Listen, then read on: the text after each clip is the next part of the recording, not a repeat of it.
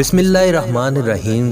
السلام علیکم دوستو، یہ بات تو ہم سب اچھی طرح جانتے ہیں کہ گائے ایک امن پسند اور معصوم جانور ہے۔ اس کا دودھ پوری دنیا میں پینے اور ڈیری پروڈکٹس میں استعمال ہوتا ہے، اس لیے گائے زمانہ قدیم سے ہی ہم انسانوں کی زندگی میں بہت اہمیت کی حامل رہی ہے۔ ہمارے پڑوسی ملک میں تو اسے ماں کا درجہ دیا گیا ہے۔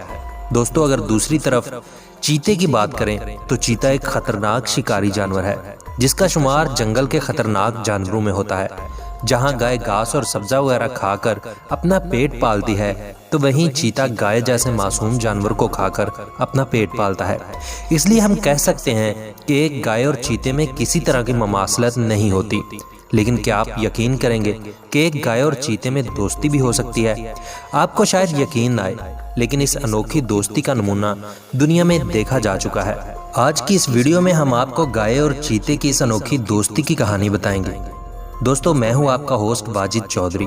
جن دوستوں نے ابھی تک چینل سبسکرائب نہیں کیا تو وہ چینل کو سبسکرائب کر لیں اور ساتھ موجود گھنٹی کو بھی دبا دیں تاکہ ہماری ہر نئی آنے والی ویڈیو کا نوٹیفیکیشن آپ کو آسانی سے مل سکے۔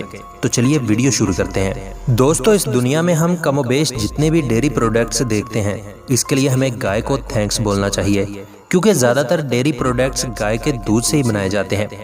گائے انسان کے لیے فائدہ مند ہونے کے ساتھ ساتھ بہت سمجھدار بھی ہوتی ہے۔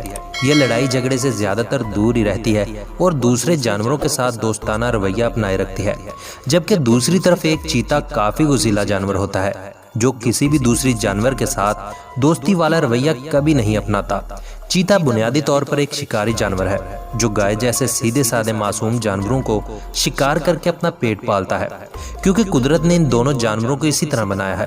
لیکن کئی بار قدرت کے رازوں کو سمجھنا انسان کے لیے مشکل ہو جاتا ہے۔ اس طرح کا ایک واقعہ سال 2000 میں ہمارے پڑوسی ملک بھارت کے صوبہ گجرات کے گاؤں میں دیکھنے کو ملا۔ ہوا کچھ یوں کہ گاؤں کے لوگ ایک مادہ چیتا سے کافی زیادہ پریشان تھے۔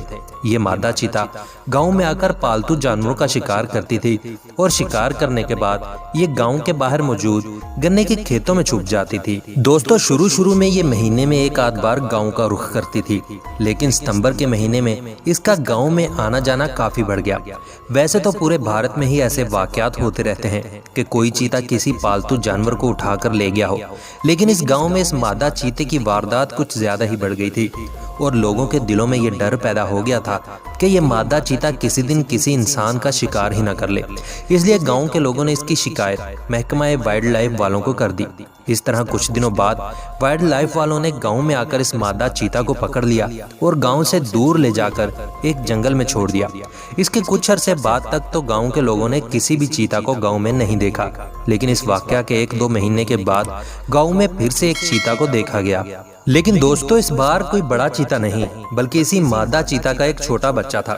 جب وائلڈ لائف والوں کو اس بچے کی خبر ملی تو وہ فوراً اسے پکڑنے کے لیے گاؤں میں پہنچے، لیکن گاؤں والوں نے اس چھوٹے چیتے کی کہانی وائلڈ لائف والوں کو سنائی تو انہیں اس پر یقین کرنا کافی مشکل ہوا کچھ یوں کہ اسی گاؤں کا ایک آدمی جو گاؤں کی سرحد کے پاس اپنی بہت سی پالتو گایوں کے پاس رہتا تھا، اس آدمی نے بتایا کہ چھوٹا چیتا ہر رات اس کی ایک گائے سے ملنے آتا ہے۔ یہ بات سب کی سمجھ سے بالاتر تھی کہ آخر یہ چیتے کا بچہ اس گائے سے ملنے کیوں آتا ہے۔ اس سے بھی زیادہ حیرانگی کی بات یہ تھی کہ یہ گائے بھی اس چیتے کے بچے کو اپنے پاس آنے دیتی تھی۔ دوستو، وائلڈ لائف والوں کو گاؤں کے لوگوں کی سنائی ہوئی کہانی پر ذرا بھی یقین نہیں آیا۔ انہوں نے گائے اور اس چیتے کے بچے پر نظر رکھنے کا فیصلہ کیا۔ پھر کچھ دنوں بعد ہی ان لوگوں کو اس گائے اور چیتے کی دوستی کو اپنی آنکھوں سے دیکھنے کا موقع ملا۔ ان لوگوں کو یہ معلوم پڑا کہ گائے کے پاس آنے والا یہ چیتا دراصل ایک کم عمر مادہ تھی۔ یہ کم عمر مادہ چیتا ہر روز رات 9:30 سے 11 بجے کے دوران گائے کے پاس آتی، اور حیرانگی کی بات تو یہ تھی کہ اس گائے کو اس مادہ چیتا کے آنے کی خبر پہلے سے ہی ہو جاتی تھی، جبکہ دوسرے جانور اس بات سے یکسر بے خبر رہتے تھے۔ جب یہ کم عمر مادہ چیتا گائے کے پاس آتی تو دوسرے جانور ڈر کر وہاں سے دور ہو جاتے، جبکہ وہ گائے اس کم عمر مادہ چیتا سے اس طرح ملتی جیسے کہ وہ اس کا اپنا بچڑا ہو۔ دوستو، یہ مادہ چیتا گائے کے پاس کئی گھنٹے بیٹھی رہتی تھی اور اپنے جسم کو گائے کے جسم کے ساتھ رگڑتی رہتی۔ وائلڈ لائف والوں کے افسران نے ایسا نظارہ اپنی زندگی میں پہلے کبھی نہیں دیکھا تھا۔ اس کے علاوہ اس گائے کے مالک نے گائے اور چیتے کے پاس سے ایسی آوازیں بھی سنی جو گائے کو اپنے بچے کو دودھ پلانے کے دوران آتی ہیں۔ ماہرین کو یہ بات سمجھنے میں دیر نہیں لگی کہ گائے اس مادہ چیتا کو اپنا دودھ پلاتی تھی، اور گائے اور مادہ چیتا کے درمیان دوستی سے زیادہ ایک ماں اور بچے کا رشتہ بن چکا ہے۔ یعنی یہ گائے اس چھوٹی مادہ چیتا کو اپنا بچڑا سمجھتی تھی اور یہ چیتا اس گائے کو اپنی ماں سمجھتا تھا۔ کچھ ہی عرصہ میں یہ کہانی پورے بھارت میں پھیل گئی اور اس گاؤں میں فوٹوگرافرز اور نیوز رپورٹرز کا آنا بڑھ گیا۔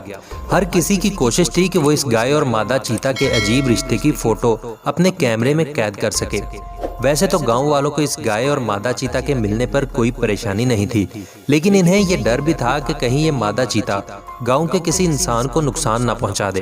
اس لیے وہ چاہتے تھے کہ اس کم عمر چیتا کو پکڑ کر جنگل میں واپس چھوڑ دیا جائے، بالکل ویسے ہی جیسے کچھ عرصہ پہلے اس کی ماں کو چھوڑا گیا تھا۔ لیکن یہ کام اتنا آسان ثابت نہیں ہوا جتنا ان لوگوں نے سوچا تھا، کیونکہ یہ مادہ چیتا کافی ہوشیار تھی۔ اسے پکڑنے کے لیے جو جال لگایا جاتا وہ اس میں نہ پھنستی، اس لیے لوگوں نے اسے بے ہوشی کے انجیکشن والی بندوق سے بے ہوش کرنے کا سوچا، لیکن یہ مادہ چیتا ان لوگوں کی سوچ سے کہیں زیادہ ہوشیار تھی، اس لیے اس پر نشانہ لگانا ناممکن ہو گیا۔ انہی دنوں پاس پڑوس کے گاؤں سے پالتو جانوروں کے غائب ہونے کی خبریں بھی لوگوں کو ملنے لگی، جبکہ اس مادہ اور کم عمر چیتا کو پکڑنے کی سبھی کوششیں بری طرح ناکام ہو رہی تھی۔ محکمہ وائلڈ لائف اور گاؤں کے لوگوں کی اس چیتا کو پکڑنے کی جدوجہد کے دوران بھی یہ مادہ چیتا گاؤں میں گائے سے ملنے آتی رہتی تھی۔ ایک بار ملنے کے بعد یہ کئی دن تک غائب رہتی تھی۔ فروری 2003 میں ایک رات یہ مادہ چیتا اپنی منہ بولی ماں یعنی گائے سے ملنے گاؤں میں آئی۔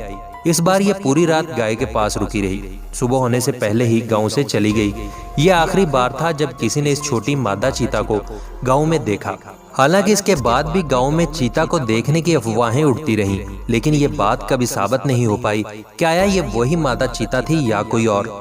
دوستو، جانوروں کے ماہرین کا کہنا ہے کہ یہ مادہ چیتا بہت چھوٹی عمر سے ہی گائے سے ملنے لگی تھی، شاید اس لیے وہ اس گائے کو اپنی ماں سمجھ بیٹھی تھی، اور ماہرین نے بتایا کہ شاید اس گائے نے بھی کبھی کسی چیتا کو نہیں دیکھا تھا، اس لیے گائے نے اس مادہ چیتا سے خطرہ محسوس نہیں کیا اور اسے اپنے پاس آنے دیا۔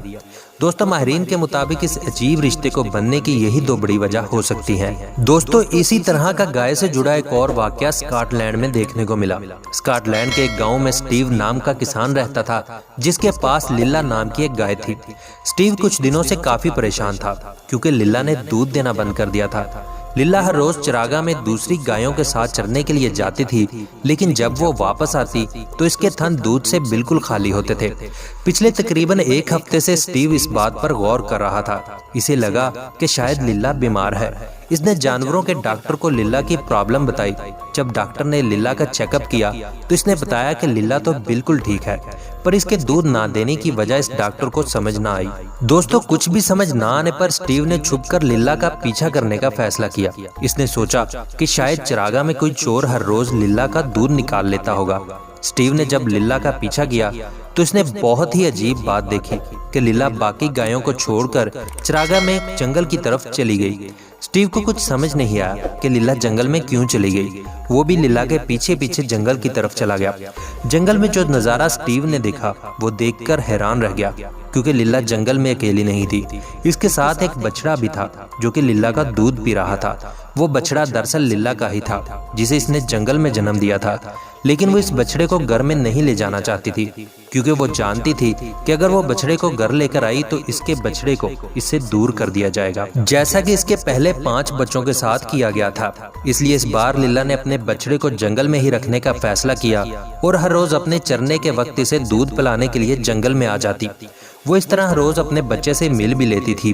سٹیو نے یہ کبھی نہیں سوچا تھا کہ ایک گائے کی ممتا اتنی مضبوط ہو سکتی ہے۔ اس واقعے کے بعد جانوروں کے معاملے میں سٹیو کی سوچ بالکل بدل گئی۔ اس نے فیصلہ کیا کہ وہ کسی بھی جانور کے بچے کو اس کی ماں سے دور نہیں کرے گا۔ دوستو، اکثر ہم انسان جتنا سوچتے ہیں جانور اس سے کہیں زیادہ سمجھدار اور عقل مند ہوتے ہیں۔ جس طرح ہم انسان کو اپنے بچے پیارے ہوتے ہیں، ٹھیک اسی طرح جانوروں کو بھی اپنے بچوں سے بہت پیار ہوتا ہے۔ دوستو، آپ کو ہماری آج کی ویڈیو کیسی لگی کمنٹ سیکشن میں ضرور بتائیں۔ ویڈیو پسند آئی ہو تو اسے لائک کریں اور دوستوں سے بھی ضرور شیئر کریں۔ اگلی ویڈیو تک کے لیے اپنا، اپنی فیملی اور دوستوں کا بہت سا خیال رکھیے گا۔ تب تک کے لیے خدا حافظ۔